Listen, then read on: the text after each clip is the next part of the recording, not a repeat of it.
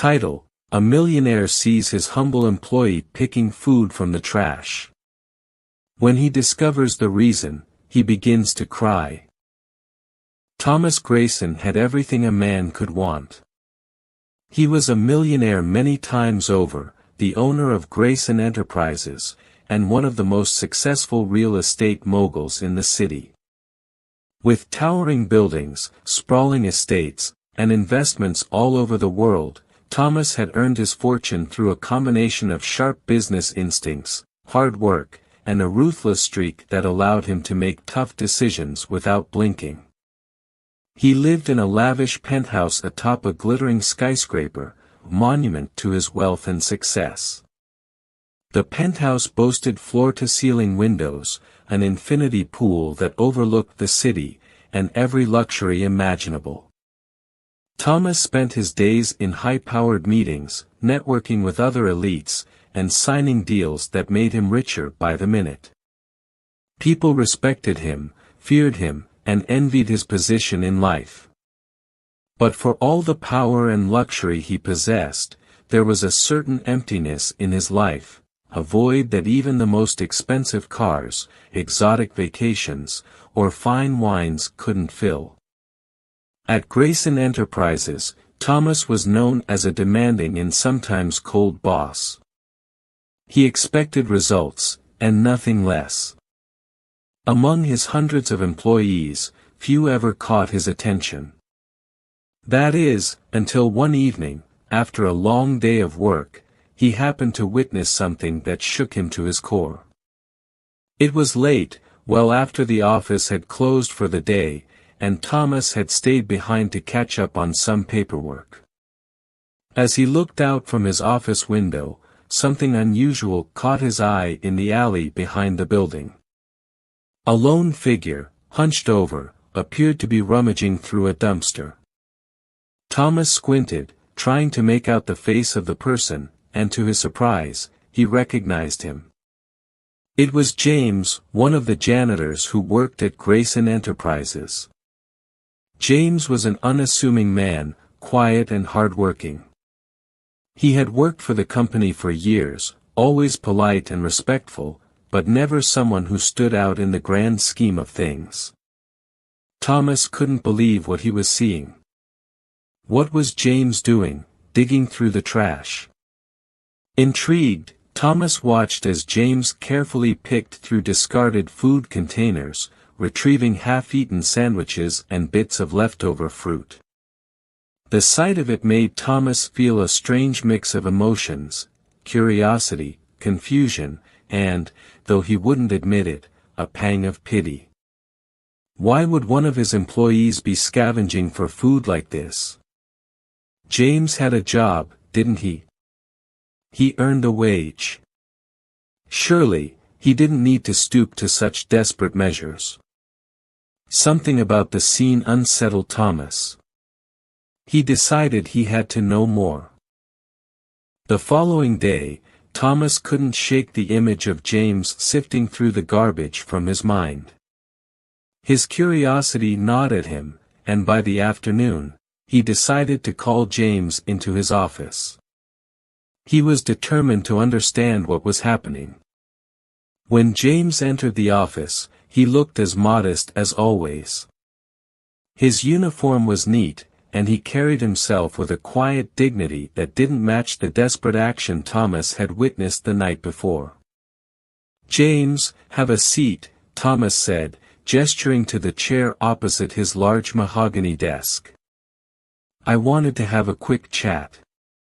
James nodded, taking the seat cautiously, clearly unsure why the CEO of the entire company had summoned him. He folded his hands in his lap and waited. "I won't beat around the bush," Thomas began, leaning forward. "Last night, I happened to be working late, and I saw you outside, behind the building, going through the dumpster. Is everything all right?" James's eyes widened in surprise, and his face flushed with embarrassment. He fumbled for words, clearly caught off guard. I.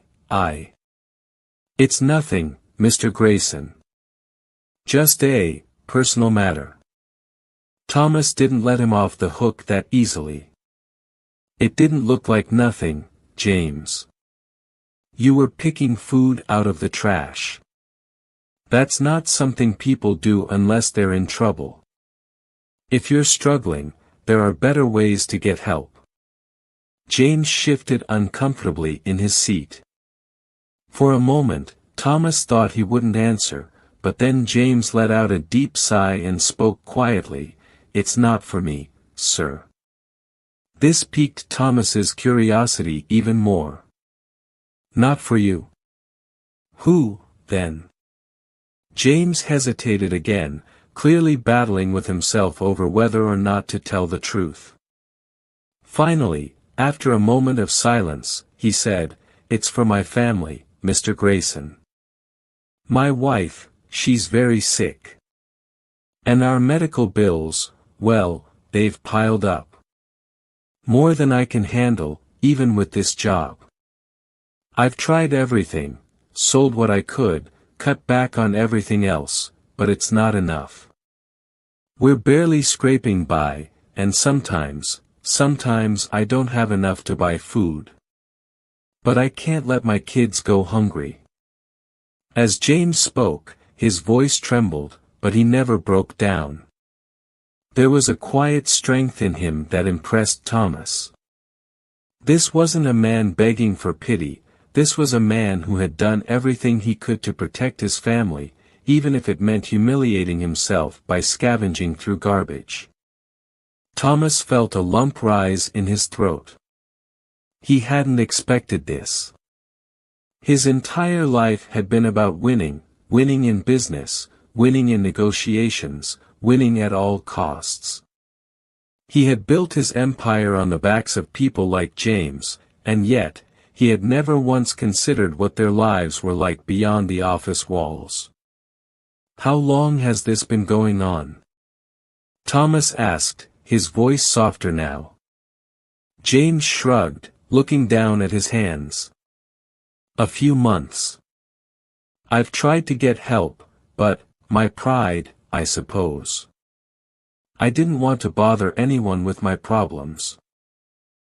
For a moment, Thomas was speechless. He had seen people in dire situations before, he had seen poverty, illness, and suffering, but never had it hit him so personally. Here was a man who had worked for him, quietly and diligently, for years, and Thomas had never once thought to ask about his life. Now, faced with the stark reality of James's struggle, Thomas felt something inside him shift. "Why didn't you come to me?" Thomas asked, though he knew the answer. He had never been the kind of boss who invited personal conversations. He was the CEO, aloof and distant, and people didn't come to him with their problems because they assumed, rightly, that he wouldn't care. James gave him a sad smile. "I didn't think it was your concern, sir. You have a company to run." Thomas leaned back in his chair, running a hand through his hair. For the first time in a long time, he felt out of his depth. This wasn't a problem he could solve with money alone. It was bigger than that, it was about the system he had helped create, a system that rewarded people like him and left people like James struggling to survive. "I'm sorry," Thomas said finally, and the words felt foreign on his tongue. He wasn't used to apologizing, especially not to employees. But in this case, it felt necessary. James looked up, surprised. "For what, sir?" "For not noticing. For not seeing what was happening in your life," Thomas replied. "I've been so focused on my own world, my own success, that I never stopped to think about the people who helped make it all possible." There was a long silence, and then James nodded slowly. "Thank you, sir. But I don't need your pity. I just need to take care of my family." Thomas felt a strange mix of admiration and guilt. James didn't want charity, he wanted dignity. He wanted to be able to provide for his family without feeling like a failure. And in that moment, Thomas made a decision. The following week, Thomas called his board together for an emergency meeting. He proposed something radical, implementing a comprehensive employee support program at Grayson Enterprises. It would provide financial assistance for those facing medical emergencies, mental health support, and a living wage that would ensure no one under his employment would ever have to go hungry again. There was, of course, resistance from some of the board members. They argued that the company couldn't afford such an initiative, that it would cut into profits and make shareholders unhappy. But Thomas stood his ground. For the first time in his life, he wasn't thinking about the bottom line, he was thinking about the people behind the numbers. The program was implemented, and it quickly made a difference. Employees who had been struggling in silence, like James, now had access to the help they needed. Thomas began to hear stories from others, stories of sick family members, financial hardships, and personal struggles that had gone unnoticed for years. And with each story, Thomas felt the weight of his own privilege more heavily. But it wasn't enough for him. He couldn't shake the image of James picking through the trash, and he couldn't forget the shame in the man's eyes. Thomas wanted to do more, not just for his employees, but for the city, for people like James who had been left behind in the race for success. A year later, Thomas stood on the stage of a grand charity gala. The event had been organized to celebrate the launch of the Grayson Foundation, a new initiative that would provide housing, healthcare, and educational opportunities for low-income families across the city. Thomas had donated a significant portion of his fortune to get it started, and he had worked tirelessly to secure more funding from other wealthy donors. As he looked out at the crowd, Thomas felt a sense of purpose he had never felt before. This wasn't about making money anymore, it was about making a difference. And it had all started with one moment, one glimpse into the life of a man who had worked for him for years without complaint. James and his family were at the gala, seated at a table near the front. His wife had recovered, thanks to the medical care they had been able to afford with the help of the company's new support program.